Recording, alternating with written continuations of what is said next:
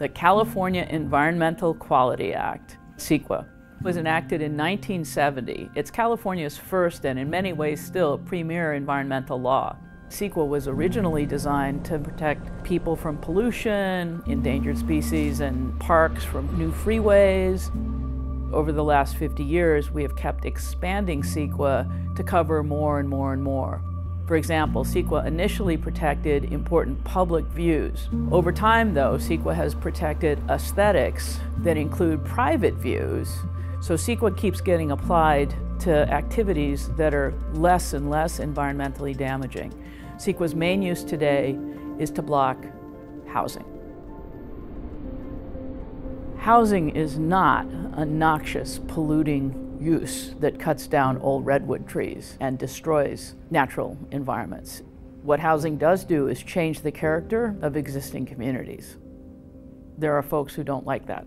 These tend to be older, they tend to be whiter, and they tend to be homeowners. And they are absolutely not affiliated with one versus the other party.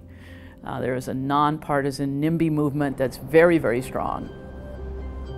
When housing actually does get approved, one party, one person can sue, even anonymously, under CEQA to block housing and tie it up for another 3-4 years. There is no enforceable deadline to completing CEQA. There's no budget for completing CEQA. There's not even a clear scope of what CEQA requires. We have some examples of the CEQA process taking millions of dollars and literally decades.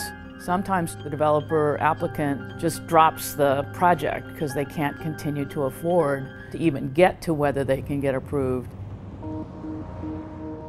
California has long recognized, dating back to the early 80s, that we're not producing enough housing. What happens when people get priced out or simply can't afford to live anywhere near where they work is they have to live further and further away. California has by far the nation's highest percentage of supercommuters who are commuting 3 hours a day or more.